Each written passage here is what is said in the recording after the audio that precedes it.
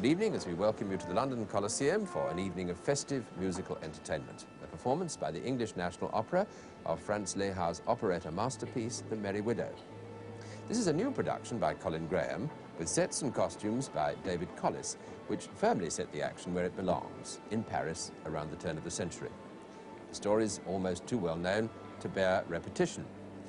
But, of course, in any case, the dialogue is in English in this production by Edmund Tracy, with lyrics by Christopher Hassel and John Cox, so you shouldn't have any difficulty at all in following the action, even though it does take a few twists and turns at times. Essentially, it concerns a wealthy and very attractive widow, Hannah Glawari, who has to be persuaded to marry a fellow citizen of her native Pontevedra to save this mythical Balkan state from bankruptcy. An obvious candidate is Count Danilo, although there are problems, as you'll discover, and not merely because he has to compete against a whole army of other suitors who besiege the Merry Widow at every available opportunity. One such opportunity is the party at the Pontevedrian embassy, which takes place in the first act of the operetta. There's also a subplot concerning a French officer, Camille de Rosillon, and Valencienne, the ambassador's wife, and the loss of her fan, on which Camille has written an indiscreet message. Now, before Act One begins, we must just remind ourselves about the principal performers. Anne Howells plays the starring role of Hannah Glawari. Emile Belcourt is Count Danilo. John Fryatt is the embassy secretary, very much put upon, Njegus. The ambassador is Eric Shilling. Valencienne is Della Jones, and Camille is Graham Clark.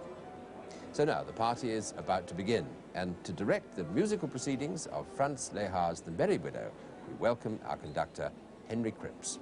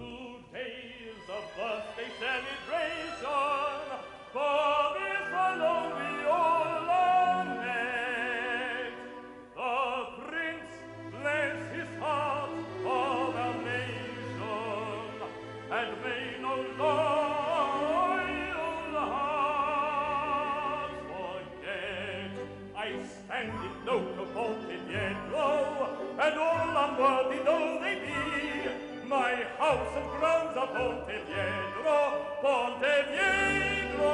in Paris.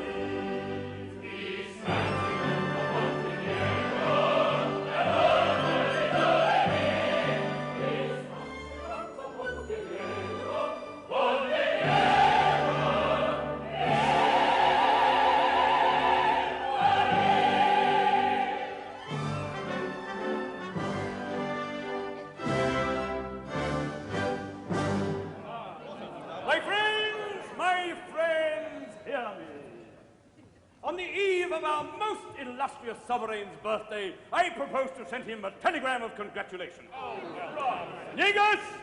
Confound the fellow, never there when you want him. Njegus! I'm here, Excellency. What? Oh, so you are. Take this down.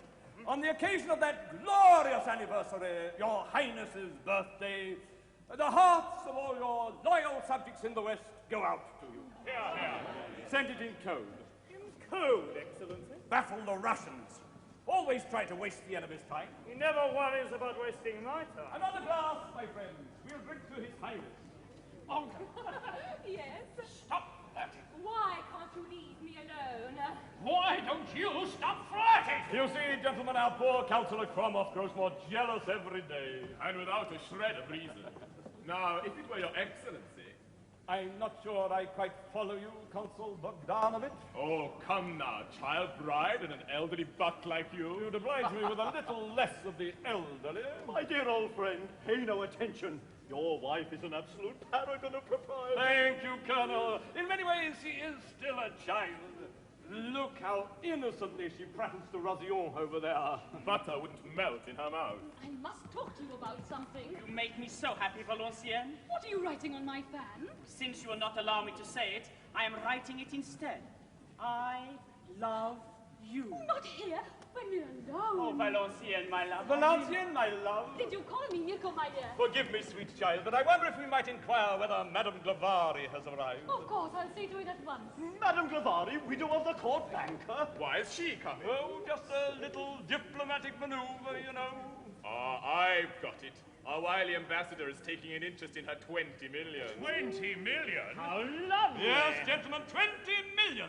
And reposing at the moment in the Ponte Viedrian Bank. Well, it won't come to much harm there. It'd come to a lot more harm if she decided to marry a penniless French aristocrat. A penniless French aristocrat? How lovely. Is that why she's in Paris? I'm afraid it might be. My dear, she was the daughter of a miserable tenant farmer, and somehow she managed to hook this rather old court banker. Who upped and died within the week and left her the merriest widow in Europe. You see, Brioche, the age of chivalry is not quite dead. And now I suppose the rustic beauty has become a smart society lady. Far from it. Every time she opens her mouth, she puts her foot in it. And between ourselves, Vicomte, it's hard to decide which is prettier, the mouth or the foot.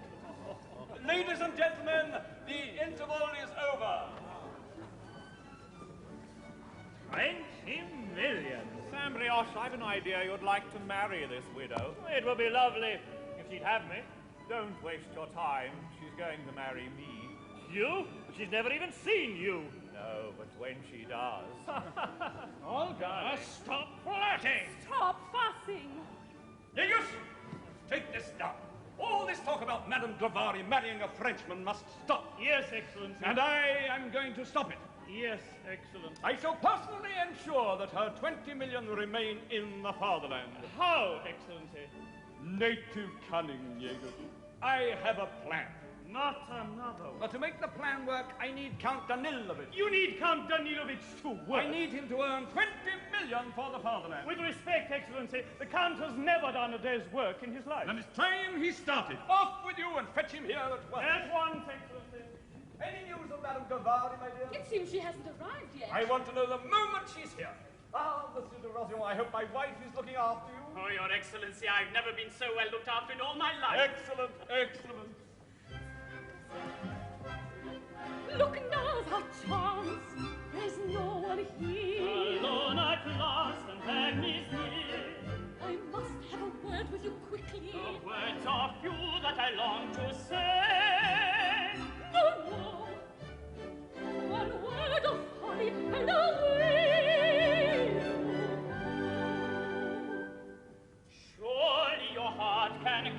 what I say. A song my dreams are singing night and day. Oh, dearest friend, such dreams are forbidden. Withdraw and forget them. Forget them. You'll soon find another. Another. Who you are my own. I want only you, and you.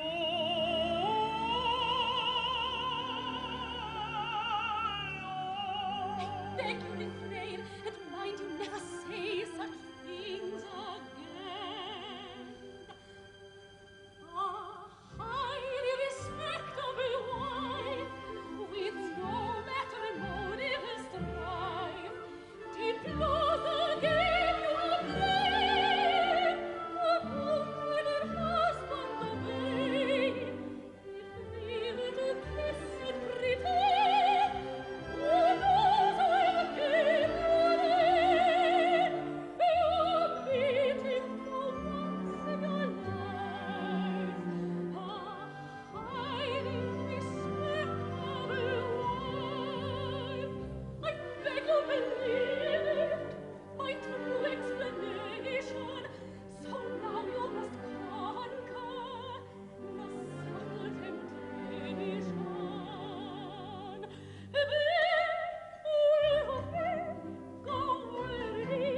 It's perilous to play with fire. One fatal day you look away, and suddenly you're in its power. So you'd better know what you're about. A tempting fate without a doubt.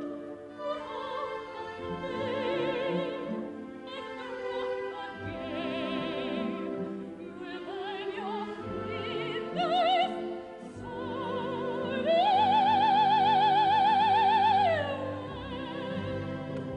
A highly respectable wife, a type never known to be right. Then why is it I have to meet one and she an adorably sweet one?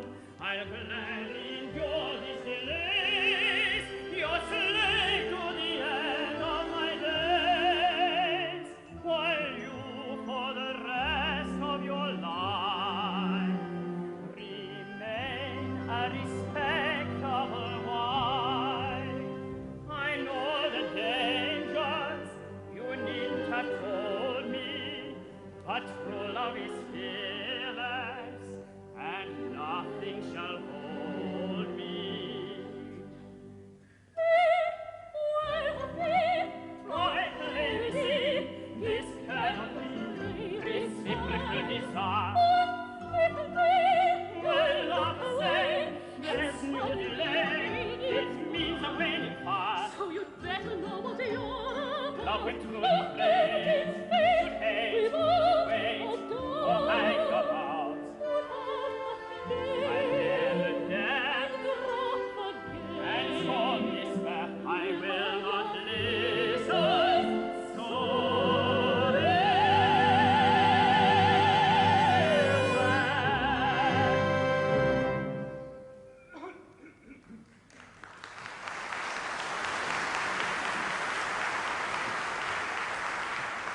Yes, Njegus. I'm so sorry, Baroness. Have you seen His Excellency? He was here a few minutes ago, but I must find out if Madame Glawari has arrived. If I see the Baron, I'll tell him you're looking for him. Camille? Up and down, up and down. I don't know what they think I am. Would it be too much to hope for just 5 minutes of uninterrupted peace? Njegus, It would. you're back early. Was the Count in his room? I didn't look, Excellency. Why not? Because I knew he wouldn't be there.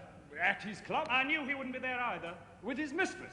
By your leave, which one? You should have tried the lot. I didn't have all night. This is really intolerable of the Count. The first time in his life he can serve the fatherland, and no one can find him. Oh, I found him right enough. I went straight to Maxime's, and there he was, festooned with grisettes. Did you deliver my message? Word perfect, Excellency. And? Count Danilo replied, "Warmest greetings to the fatherland, but it won't wash."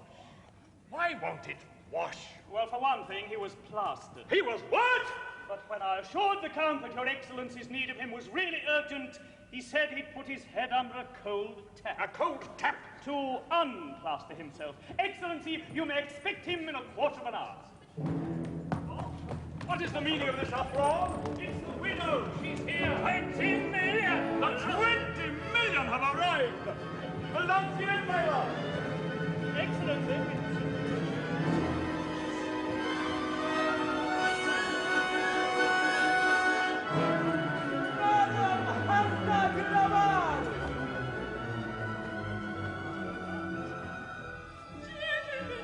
I've never seen a spring before. Going to a ball.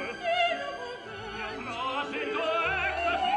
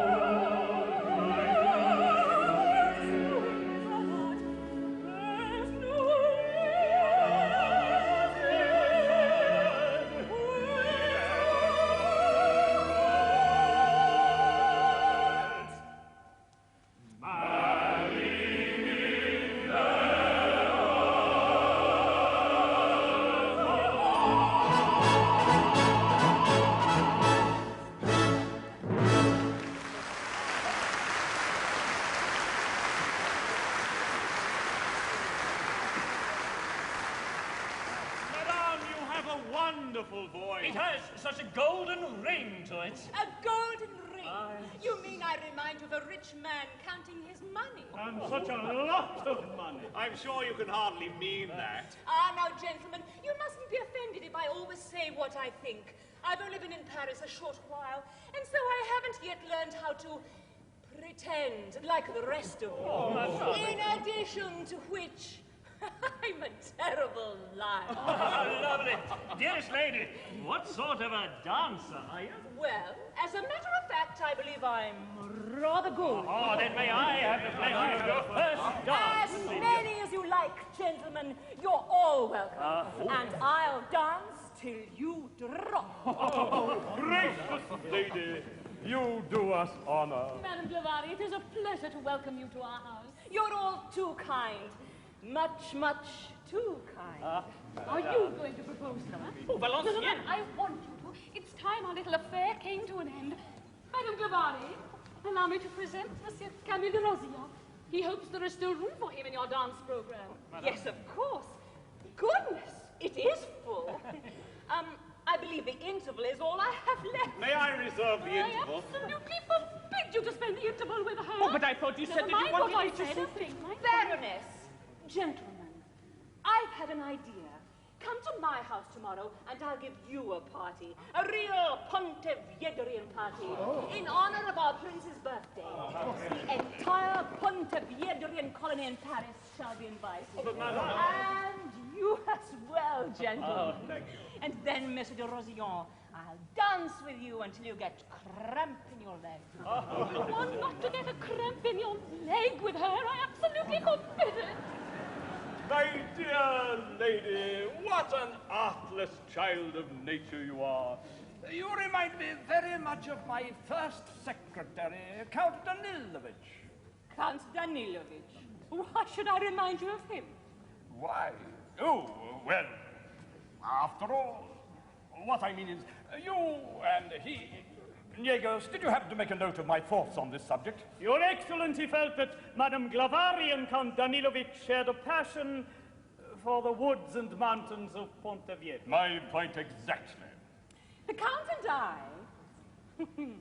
Yes, perhaps you're right. Once upon a time...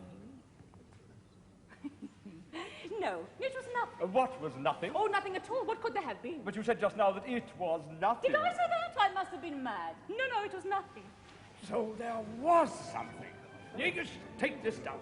Investigate the possibility. Give her your arm. Yes, I want you to. Madame Glawari, Monsieur de Rosillon will show you to the ballroom. Madame.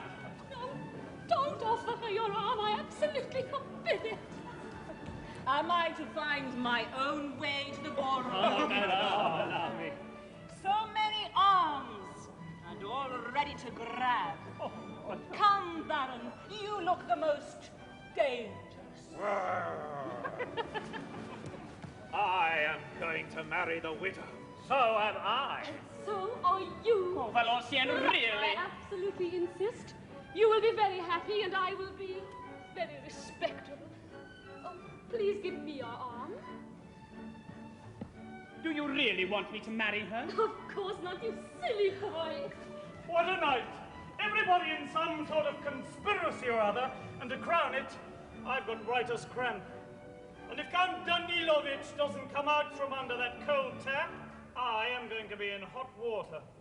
His Excellency Count Danilo Danilovitch.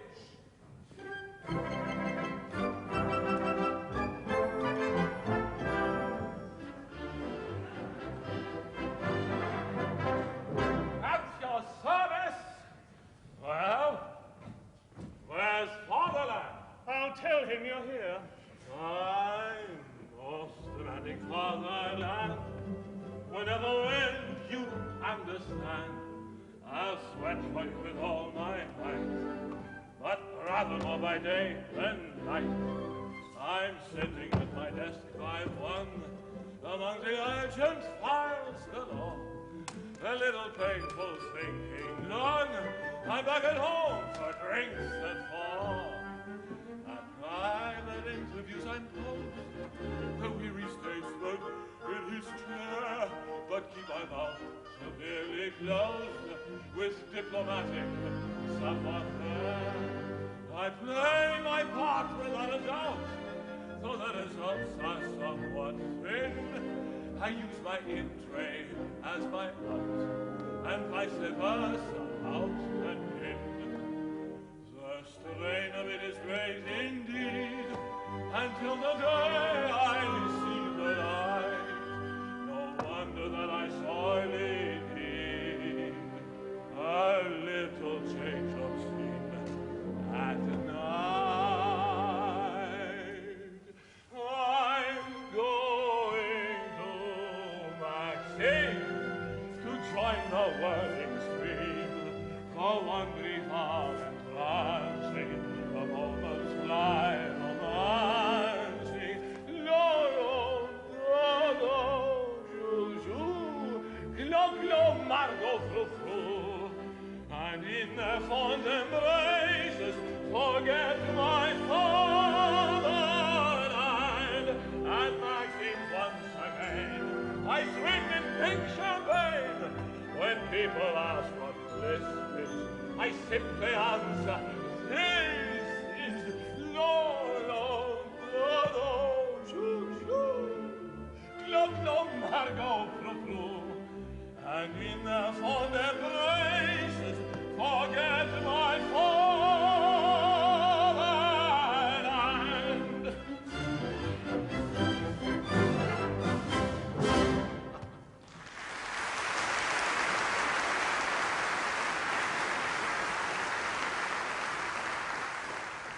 Well, Njegus, old darling, did Fatherland give you the slip? I couldn't catch His Excellency's eye. He was having such an earnest talk with Madame Glawari.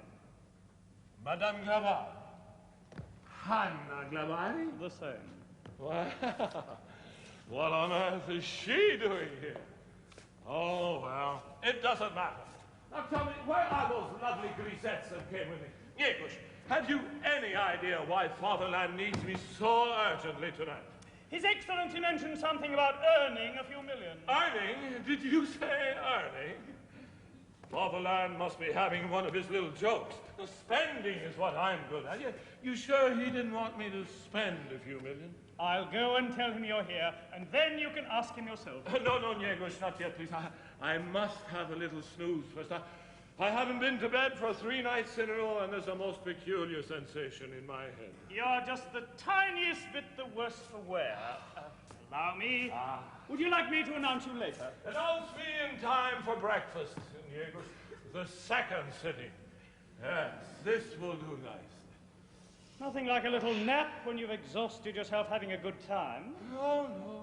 Margot.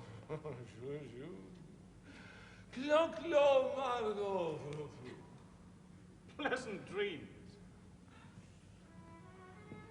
I wouldn't mind betting the sparks are going to fly when he sees Madame Glawari again. This time last year, he was wild to marry her. Then his horrible old uncle puts his foot down, and that's the end of that. Sir goes off with his regiment, and she hooks Moneybags Glawari. Oh, dear.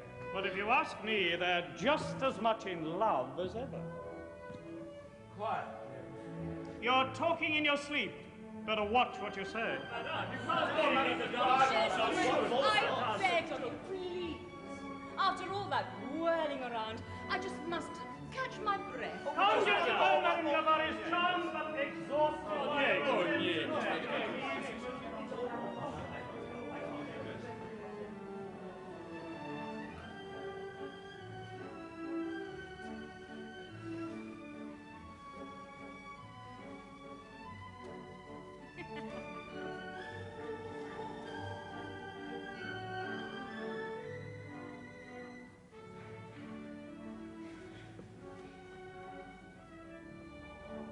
Danilo. How delightful.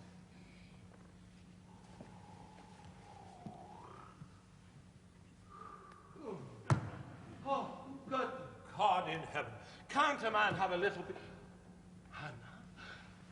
Hannah! Oh. I was forgetting, I'm not allowed to call you Hannah anymore. Forgive me, madame. Of course, you can still call me Danilo if you want to.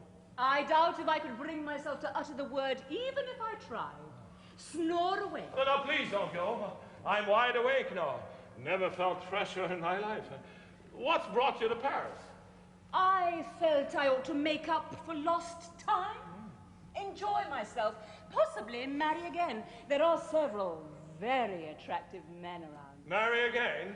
I thought that was the sort of thing you only did once. If it depended upon you, not even once, if I remember rightly. Oh, Hannah, I mean, madame, you must remember that it didn't entirely depend on me. My old uncle... Your old uncle? An upper-class snob that he wouldn't allow his nephew to marry beneath him, and his upper-class nephew did as he was told. And a fat lot of difference it made to you.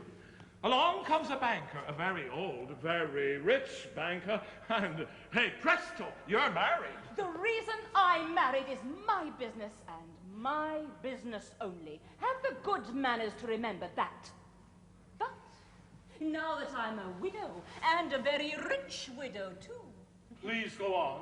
I imagine your uncle wouldn't have the slightest objection to your proposing to me. You don't seriously believe that just because you're a wealthy widow that I would? Oh, you don't understand me at all. What's so different about you? In my experience, men are all the same. Nowadays, when somebody says, I love you, what he means is he loves my money. Oh, I see. Very well. If that is true, what then? I shall never say, say what? I love you. Never. Never. Count Danilo. She remembers my name, after all. You're not running away because you're afraid of 3 little words. They don't scare me, and I'm not running away. So it's a declaration of war. Of war?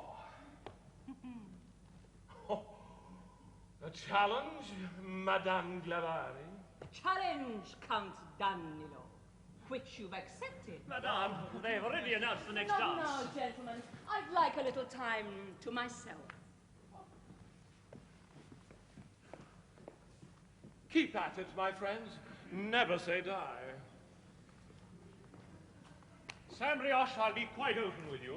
I only have to break off a casual little liaison I've been having with a married woman, and I shall marry the widow. I'm in exactly the same boat myself, and I intend getting out of it in exactly the same way.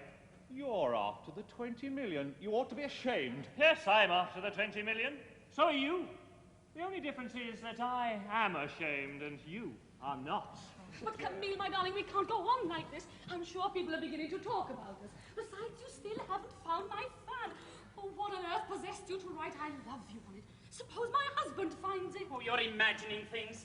Please don't be upset. I'll find that silly old fan. No, my dear Cromwell, it's quite out of the question. This fan, oh, my God. This fan with its shameless message must belong to my wife. It couldn't be anyone else. She's constantly flirting with every man in sight. And now I have proof of her infidelity. Give it to me, Baron. Oh, I'm so worked up I could burst into flames. Valencienne, thank heavens you're here. This fan has been found. This fan has I love you written on it. How charming. Quite. And what is more, it belongs to my wife. Oh, no. You must say it does to stop him murdering Madame Kromov. Sweet child, surely it's yours. Of course, how stupid of me. I must have dropped it. So, Baroness, the fan belongs to you? Then may I ask who wrote I love you on it? Who? That's torn it. My dear Counselor, what a question. My husband, of course. Of course, my husband. I mean, her husband. Oh, when he gave it to me. When I gave it to her. Full marks, my dear. Well, if that's the way it No is... question about it, my dear Kromov. No question at all. Well, may I say I am very relieved to hear it. Baroness, Your Excellency, please excuse me. I must go and say a few tender words to Olga. She's bound to be flirting with somebody, somewhere. Now I must find a way of returning this odious fan to Madame Kromov. Would you like me to do it? No, no, my dear, that would be most indelicate. Ah, Count Danilo, there you are at last. Your Excellency, Baroness. I wish I could escort you back to the dancing, my dear. Allow me? No, no, I want to have a serious talk with you. Monsieur de Rosillon, would you be kind enough to give my wife your arm? Oh, with great pleasure. My fan has turned up. How lovely. My husband has it. How ghastly. You haven't a moment to lose. You must marry the widow. I'll declare myself tonight. That's rather sudden, isn't it? Let's sit down. How long have you been here at the embassy? Far too long. 4 months. Fought any duels? Oh, no. They leave me quite cold. I rather think they're meant to. Have you had many love affairs? Ah, now that's something I do have a talent for. Expensive, though. Ruinous. I never cease to be amazed at a pretty woman's natural aptitude for getting her hands on money. And the smaller the hand, the more it can spend. Count Danilo, have you ever had diplomatic relations with a woman? I've certainly never had them with anyone else.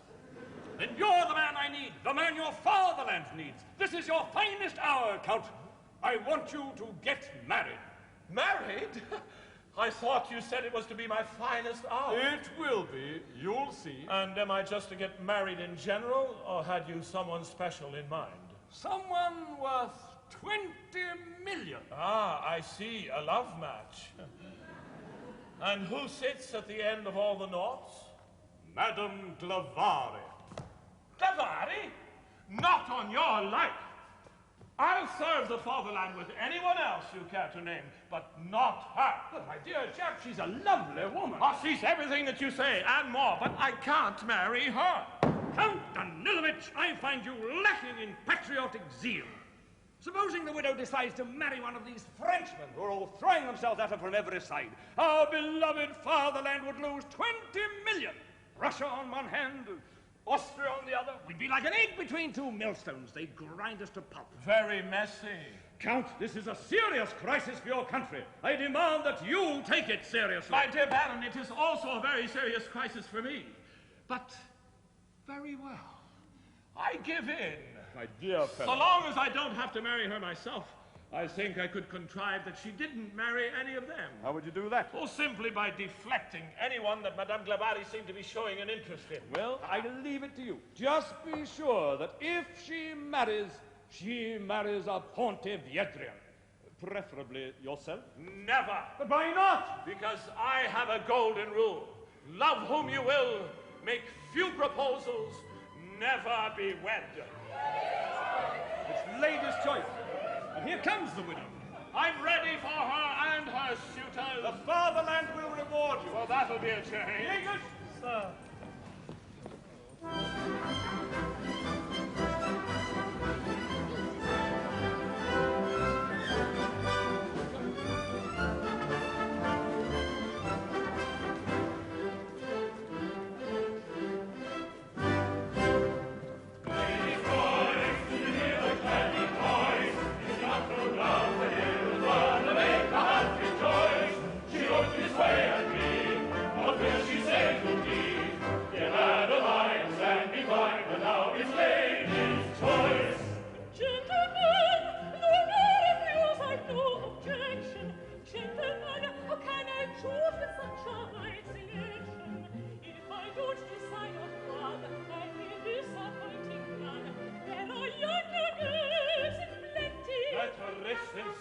Take my arms, no once and then no more. I must work to save the day. I must get these lads away. Woo her, plead for her endorsement, while I bring up some reinforcement. Just look at the way that she plays with me, the worst thing to do to a man. For all the attention she pays to me, one might as well be in Japan. For years women argue and fight to vote on terms on a par with a man. They've got what they want in the right to vote. What's next if we don't when they can? Here's a proposal, and here's another. My new election banner now advance. Vote for Monsieur Cascada, vote for Monsieur Brioche. I call the best, but you choose for a dance. Now with Monsieur Cascada, vote for Monsieur Brioche. I call the best, but you choose for a dance. My answer to that one is easy. Political focus and grim. Oh. The men are too pompous and greasy. The women are too mean and grim. But if you insist on promoting this game of a party fight, I'll work for my country by voting and win the election tonight. I've had a brainwave, I've had another. And I must do the very best I can. Serious reflection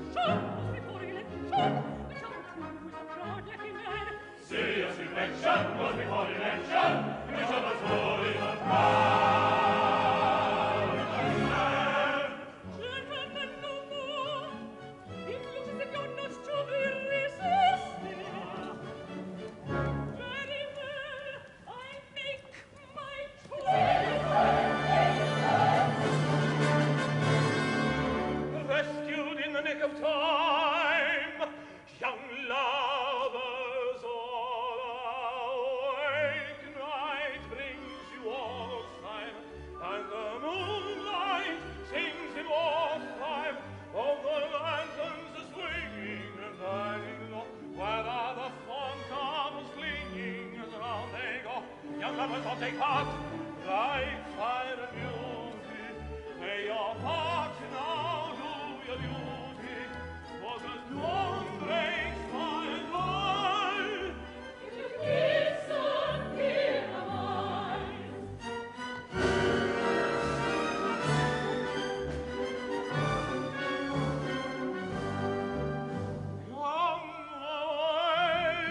Come away to the ball, where the dreams that you dream will be true, where the strings as they play seem to call, beckon and call to you.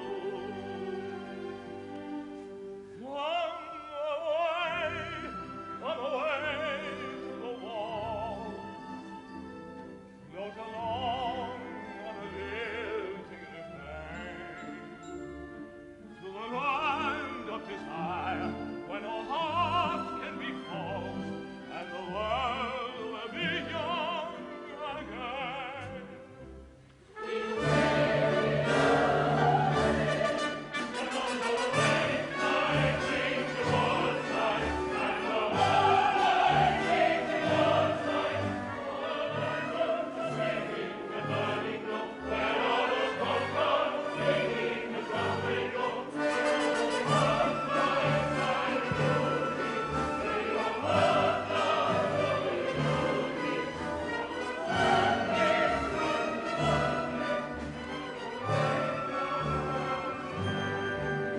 My labors of the day are done. They ought to be enough for one. This work at night in the land of mine is far too much, and I resign. I once again implore you, I too no less adore you. What courtesy and made me grace! Disaster stares me in the face. I choose then no more voting. Is mine well worth your noting? Another on my plate. My friend can dance the polka, fandango and quadrille. He'll demonstrate the mazurka, or any dance you will.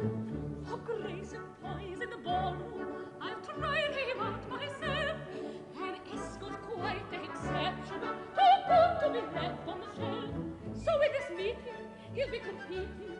Another candidate to take his chance. Vote for Monsieur Rosillon, vote for Monsieur Rosillon. He's one of the best and to choose for the dance. Vote for Monsieur Rosillon, vote for Monsieur Brioche, vote for the best one to choose. My friend has gone too far. Not at all so sure. Is what I feel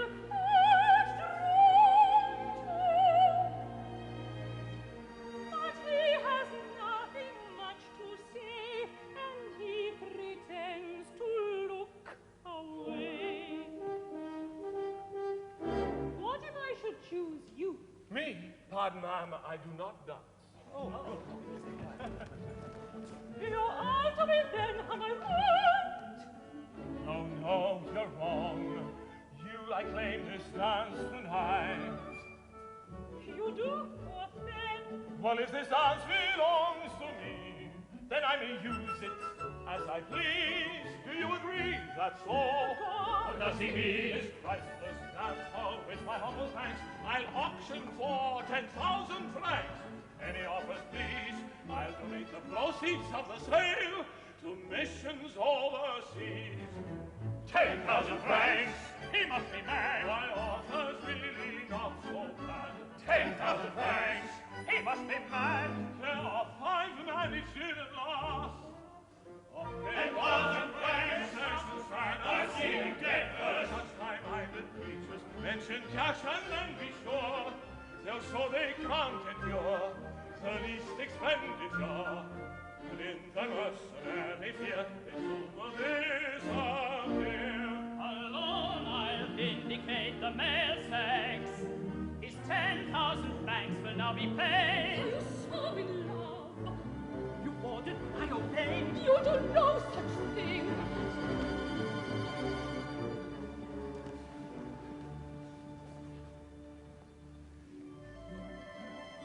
The last is gone, good riddance too, and we are alone. Now I can dance with you. My words I withdraw. I was your choice, deny if you can. As a flying opener, I dance alone. Music is playing, lovers have kissed. Madam, how can you resist?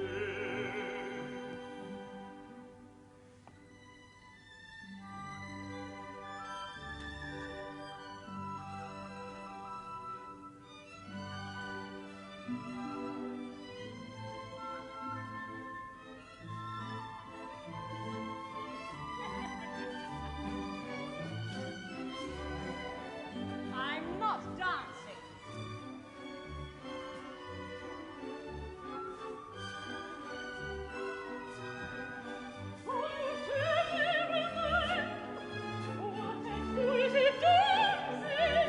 I do what I can.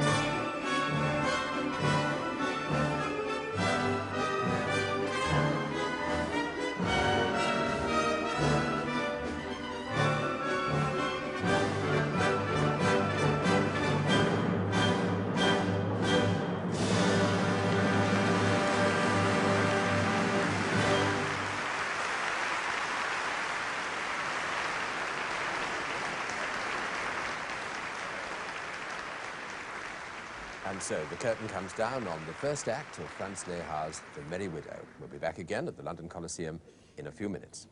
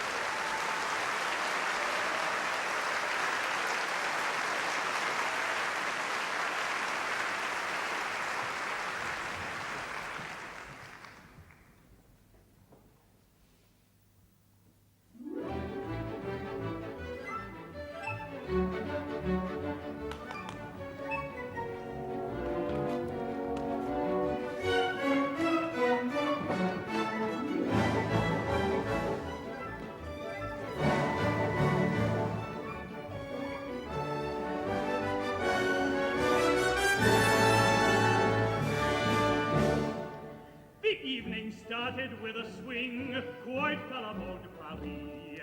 And now we know what fate will bring, quite à la mode Paris. It's all been most irregular, quite à la mode Paris. It's what I always said, we are terribly hors Paris.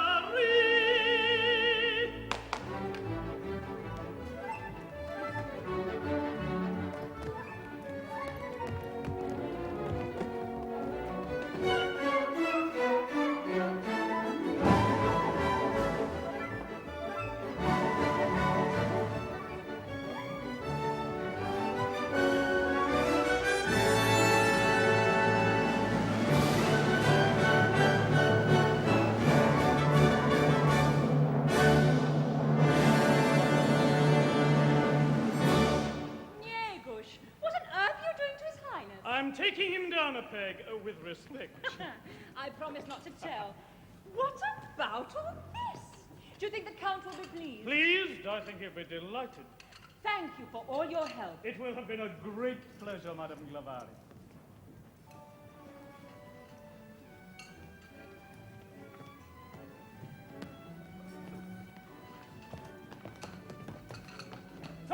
me a full report. How's it going? All going beautifully, Excellency. And the grisettes? Oh, they'll appear on cue. What's this music? It's for the Grisette's Cabaret. Being a connoisseur in these matters, I have faithfully copied the original down to the last button. By your leave. And did the embassy ladies cooperate? Oh, with a vengeance. They all deserve a certificate of merit. Do they look the part? Well, a few of them had to be padded. But you know what women are, Excellency. Very different at night from what they've been during the day. They took Lolo, Dodo, and Frou-Frou in their stride. Even Her Excellency the Baroness. My wife? Speaking from long experience, purely as a spectator, alas, I can say that the Baroness is the most convincing grisette of them all. Show me! Show me! As your Excellency commands, lights!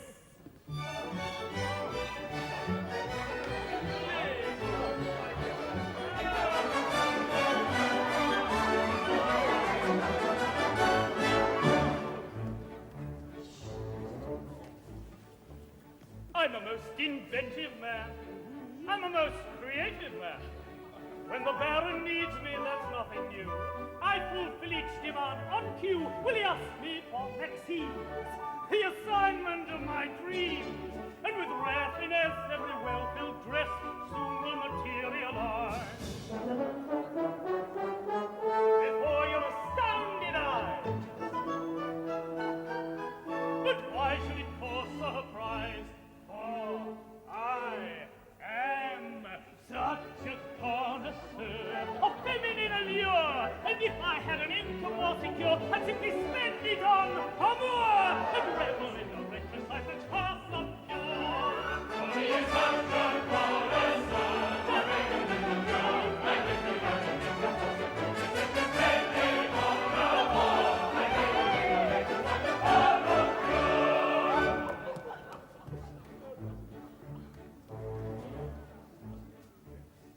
the beauties of Maxine's, how the girls who fill my dreams. Diplomatic duties are all I get. Why can't I pet a petite grisette with an art collector's pride? I'd assemble at my side, femme fatale with verve and voluptuous curve. No one with me could buy. Each one I'd classify.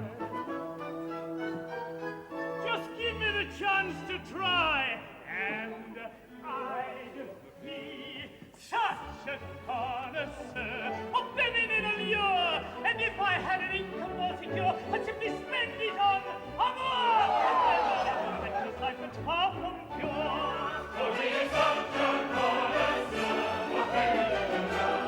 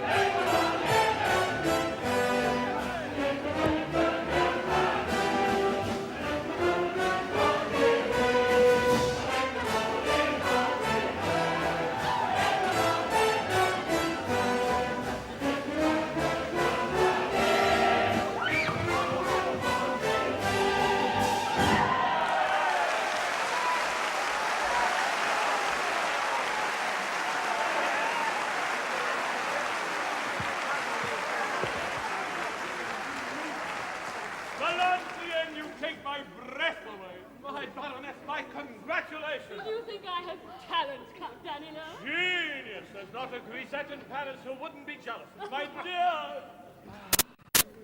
Tell me, Njegus, what a pleasant surprise. Who arranged it? Well, I arranged the details, but it was Madame Glawari's idea. Was it now? And why such an exotic display? She said she wanted you to feel at home. Oh, did she? And that you only felt really at home when you had a grisette on each arm. I see. Like an embassy feels at home. Hey! Excellency, a telegram for you. Another one. Gentlemen, I must trouble you to join me in emergency session. We have urgent business to discuss. This telegram is from the Minister of State. Njegus, decode it, please. Secure Glawari millions at all costs. Otherwise, country bankrupt. Immediate action. There's only one way. Appeal to her patriotism. If she has any genuine feeling for the fatherland, she must marry a Pontevedra. Count Danilovitch, the appeal must be made by you. Find out what her true feelings are, if she has any. Oh, she has them, I promise you. And I tell you this, if Hanna Glawari marries Camille de Rosillon, I shall enter a religious order. Spoken like a patriot. An order of nuns, of course.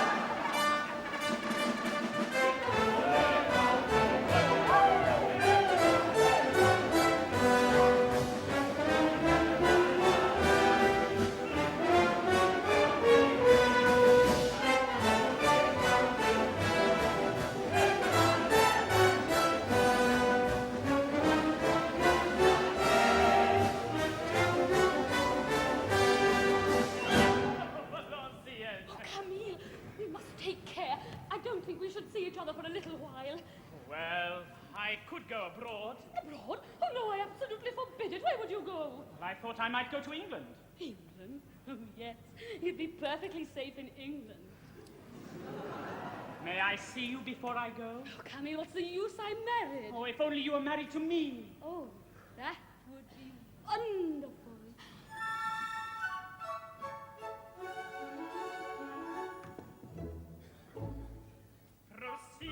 An intimate moonlit room.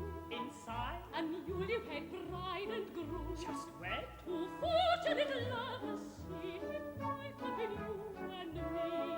This is And tenderly as they plan, That's hot. they visit love's magic land. I was lost. It's magic they clearly understand. It is the magic they call domestic bliss. The world outside is a void compared with this. The grand enchantment that holds the lily's throne. For us there is no other word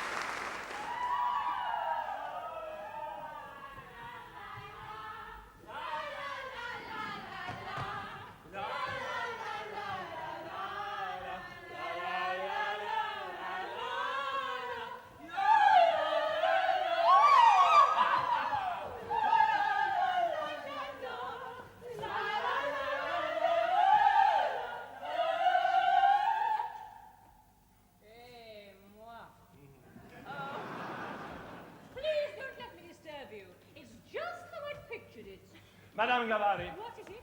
I want to talk to you. We have something of great importance. We can hardly discuss anything if you're going up while I'm coming down. Well, then we'll go down together. Oh. Shall we sit down?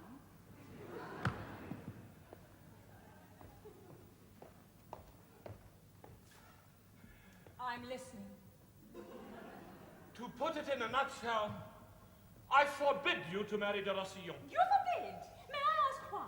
No particular reason. Oh, but there is a reason, and I'll tell you what it is. You forbid me to marry Camille because you're in love with me yourself. What an absurd idea. Must you laugh like an idiot? It's the only laugh I have. So you forbid me to marry? I and the fatherland. The fatherland? Oh, so now we're on state business. Now, look. If your 20 million don't stay in the country, the economy will be ruined. Ah. I understand. Very well. The fatherland can breathe again. My marriage to Monsieur de Rosillon is off. You mean it? But what about that business in the pavilion? There was no business. That was another woman. Another woman? A married woman. And to shield her from humiliating exposure, I took her place. But why didn't you tell me this hours ago, instead of letting me go blue and green and crimson with rage? Why did you do that? Oh, because Oh, for heaven's sake, why don't you say it? Because you love me. Oh, Hannah. Yes.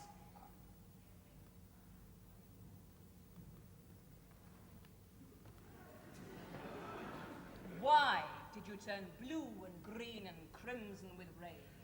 On account of the fatherland. Very patriotic. They're the national colors, you know.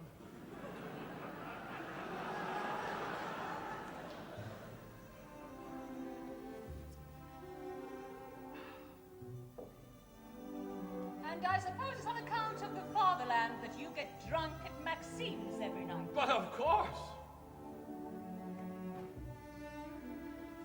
I could. What? You're such a... Yes?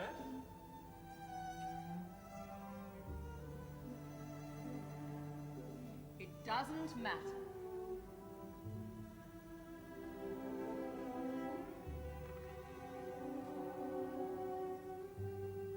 It matters to me.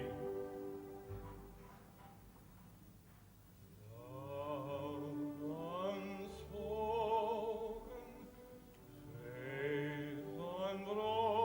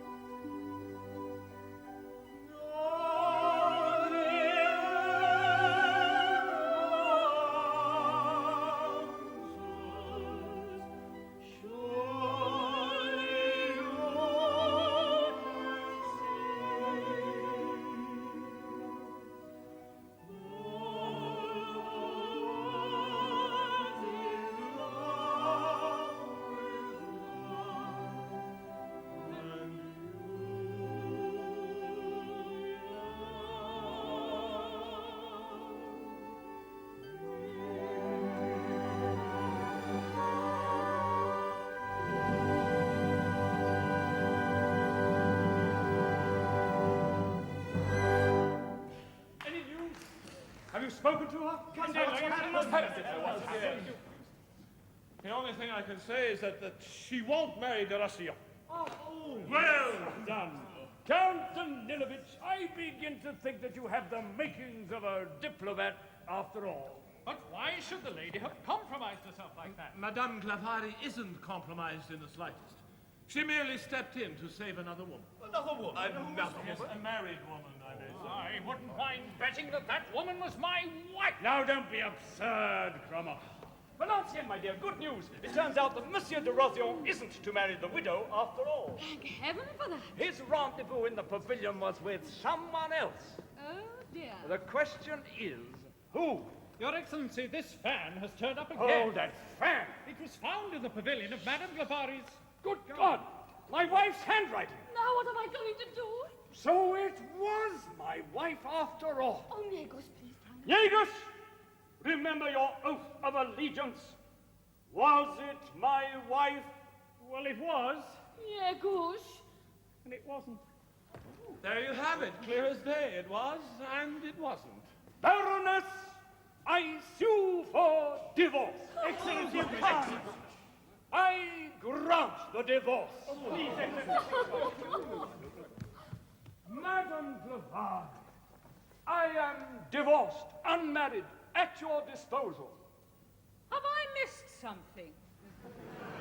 And in the name of our beloved fatherland, I ask that you make me the happiest of men and name the day. Baron, you do me great honor. However, I feel I should tell you about the final clause in my late husband's will. Njegus, take this down. In code, Excellency. Of course not, you idiot. Madame?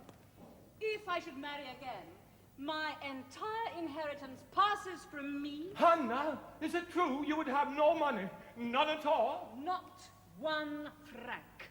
Hannah, adorable Hannah, I love you. I love you. I love you. At last!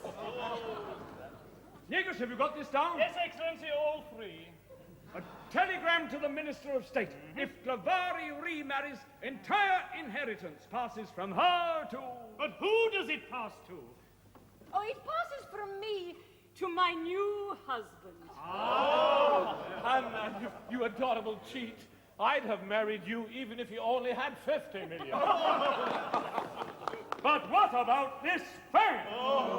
Did you read what I wrote? I love you. Oh, I know you do, my darling. But look on the other side. I'm a respectable wife. My dear, I didn't realize. Forgive me. Does this mean you want our divorce annulled? I declare it annulled forthwith. What to say, what to do? What a red letter day if we knew. Female, we may fail, but we try. Yes, we try, try. Touching hope, we must know, yes, we can. No mistake, it's so much for a man. No you say, they forget what you gave and go back where you are.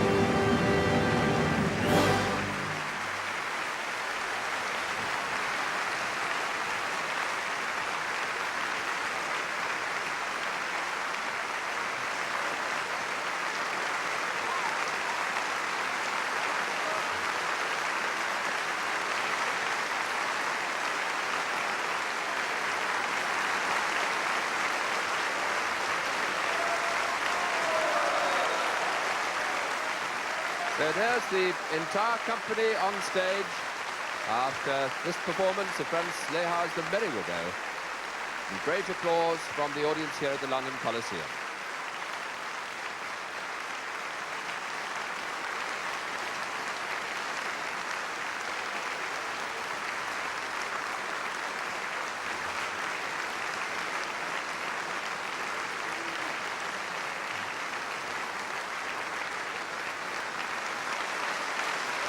Curtain calls now for the principal performers. First, the embassy staff and their wives, Lynn Barber, Alexander Marbury, Rosalind Horsington, Lee Morris, Angela Bostock, and Roderick Earl.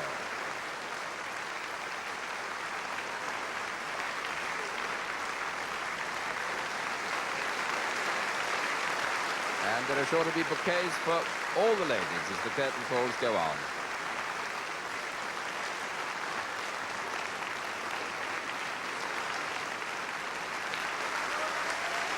And now the two principal suitors, Vicomte Cascada and Raoul de Saint-Brioche, sung by John Kitchiner and Terry Jenkins. Njegus and Zeta. A big shout for them, Eric Shilling and John Fryatt.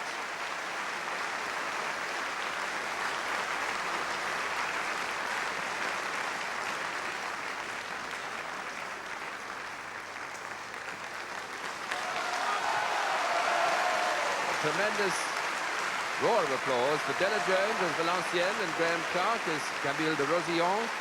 A really great reception for these two singers.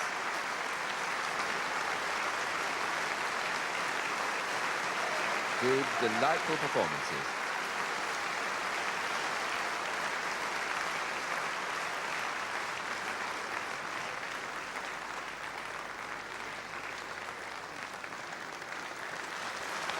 Finally, the Merry Widow herself and Danilo, Anne Howells and Emile Belcourt.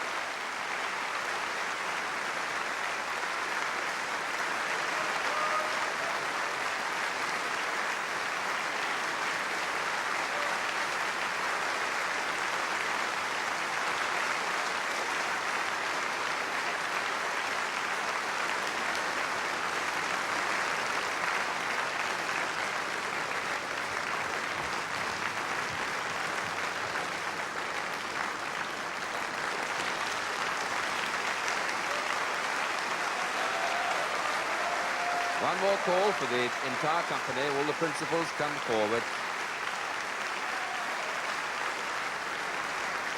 And I rather think this is the call for our conductor, Henry KRIPS.